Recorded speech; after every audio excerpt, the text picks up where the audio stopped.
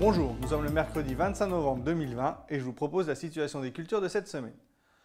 Au niveau des blés, les semis se terminent dans des bonnes conditions pour la saison. Les parcelles les plus avancées sont au stade tallage et la majorité des parcelles sont au stade de 3 feuilles.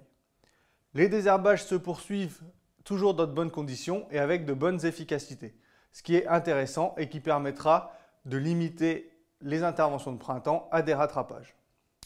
Au niveau des pucerons, la situation est équivalente aux semaines précédentes. On observe pas mal de parcelles avec quelques pucerons, mais pas de grosse colonisation. Cependant, le seuil de la présence des pucerons pendant 10 jours est souvent atteint. On observe également que pour toutes les interventions qui ont été faites depuis début novembre, on n'a pas de recolonisation des parcelles. Donc pour toutes les parcelles où il y a eu une intervention depuis le 1er novembre, pas besoin de réintervenir. Surveillez plutôt les autres parcelles. Au niveau des colzas, les stades vont de 5-6 feuilles pour les parcelles qui ont levé tardivement à plus de 9 feuilles pour les autres parcelles. Les vols d'altise ont été plutôt en retrait par rapport aux 2 automnes précédents. Cependant, on observe toujours des larves. Et donc pour avoir une bonne observation des larves, il faut réaliser ce qu'on appelle un test Berlez. Donc pour réaliser ce test Berlez, on va prélever environ une dizaine de plantes qu'on va mettre sur un grillage au-dessus d'une cuvette d'eau.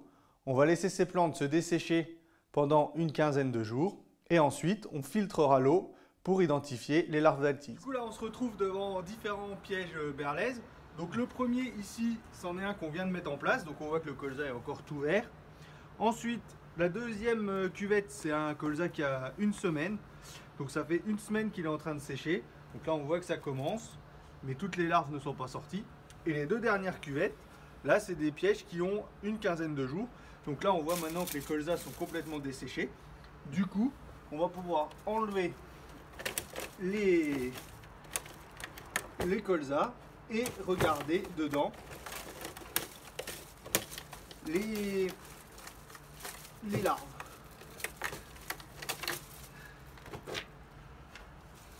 Et là, du coup, on va ramasser et on va filtrer toute l'eau pour voir et identifier les larves d'altise.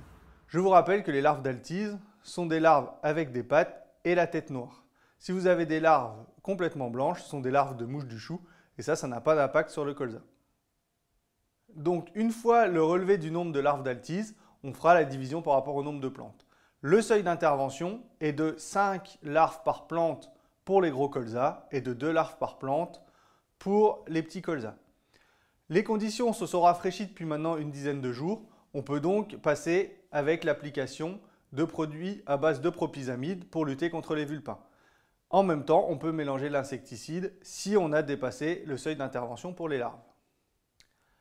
Avec les conditions actuelles qui sont plutôt favorables, l'envie de semer de l'orge de printemps maintenant est forte. C'est une technique qui se développe de plus en plus ces dernières années, notamment dans les sols légers, sable limoneux ou cranite. Cette pratique permet à l'orge de printemps d'éviter les gros coups de chaud du printemps. Seulement, ça reste un pari puisque l'orge de printemps, il n'y a pas de variété tolérante au froid. Et donc, ça dépendra de la réussite de cette technique avec les conditions de l'hiver. Pour la densité de semis, on va augmenter d'à peu près 50 à 80 grains par rapport à ce qui se fait au printemps. Ensuite, on va éviter les désherbages puisqu'on va avoir tendance à sensibiliser la culture au froid. Et donc, c'est ce qu'il faut à tout prix éviter. Dernière recommandation, c'est de bien semer dans des bonnes conditions puisque l'orge de printemps est très sensible aux problèmes de structure et de lissage. Donc il faut faire vraiment si on est sûr et avec des conditions comme ce qu'on a actuellement, des conditions plutôt ressuyées pour éviter au maximum les problèmes de tassement qui pourraient pénaliser l'orge et en plus la sensibiliser au froid. Je vous souhaite une bonne semaine, à la semaine prochaine.